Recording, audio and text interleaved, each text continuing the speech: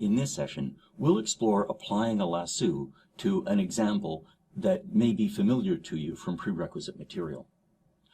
What we'll do is we'll explore some commodities data. So these are data that are prices of basic goods that I found from a common website, and the prices range from 1992 to 2018, which at the time that I compiled it was the most recent one. These data were incomplete, and so there was some completing of the data that we had to perform.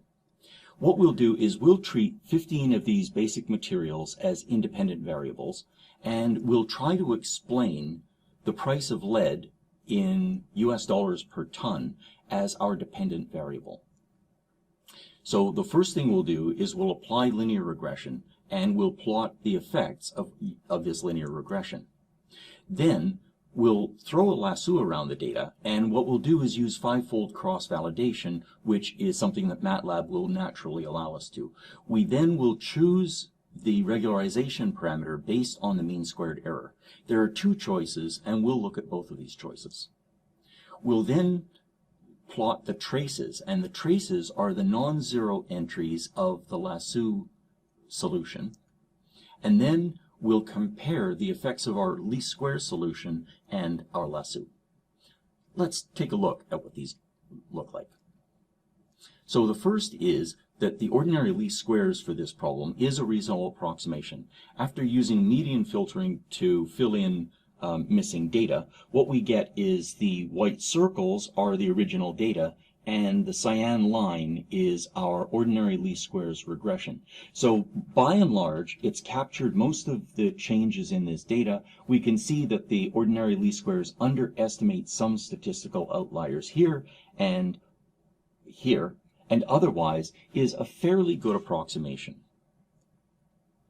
Now, let's throw a lasso around it, and with the five-fold cross-validation, we can then start to plot error bars.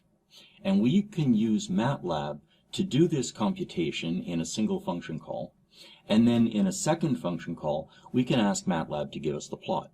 So here what we have is lambda. Now, for various reasons, MATLAB has reversed this, and it's a very small regularization parameter here, and a very large one is here. And the width of this line is the error bar. So what we can see is that if we have basically an ordinary least squares problem where the regularization parameter is very small, we get a certain mean squared error. As we increase the constraint, what's happening is we're dropping our mean squared error, and at the same time we're pinching the error bars. So we're getting two beneficial effects simultaneously: lower mean squared error and a reduced mean squared error variance.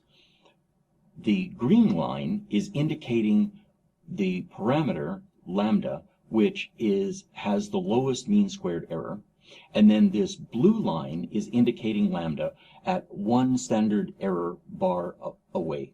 So let's observe that.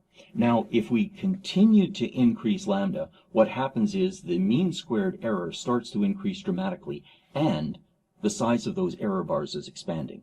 So this is indicating that the lasso is probably going to work well in our data. We're getting two beneficial effects. One is the regularization is dropping the mean squared error, and the other is it's dropping the variance in our answer. Now, let's look at the non-zero entries of the weight vector that's computed by the lasso. What we see here is this is with 1 degree of freedom, and then we're moving up until we get 15 degrees of freedom. And what happens is when we have 1 degree of freedom, one entry of the weight vector is increasing quite a lot. And what that tells me, at least, is that this variable, whatever it is, so it's one of those 15 commodities, whatever it is, it's really important in the computation. As I increase as I decrease lambda, or I increase the number of degrees of freedom, the number of variables that are non-zero, what's happening is as I get to around 5, which is where this blue line is, I start to get a little bit of change in the traces, and by the time I've added 6 or more, these traces are starting to expand. And what that says is that as I decrease the constraint hyperparameter lambda, I'm getting increasing weights.